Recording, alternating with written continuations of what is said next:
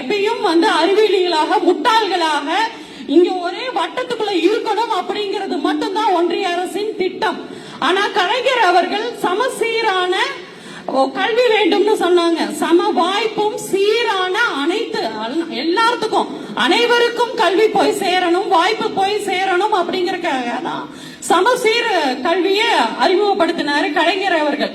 ஆனா இப்போ PM ஸ்ரீ அப்படின்னு ஒரு பாஜக கொண்டு வராங்க, அதை திணிக்கிறாங்க. அந்த திட்டத்துக்கு நம்ம ஒத்துக்கிட்டோம் அப்படின்னா தான் நம்மளுக்கு நிதி கொடுப்போம்னு சொல்றாங்க. இது எல்லாத்தையும் கண்டிக்க கூடிய வகையில நம்மளுடைய தேர்தல் பணி இருக்கணும். ஒரு காலம் பாஜகவை உள்ள கொண்டு வரக்கூடாது. இந்த ஒரு உயரிய நோக்கத்தோடு இங்க இருந்து நம்மளுடைய தீவிர தேர்தல் பணியை ஆரம்பிக்கணும்.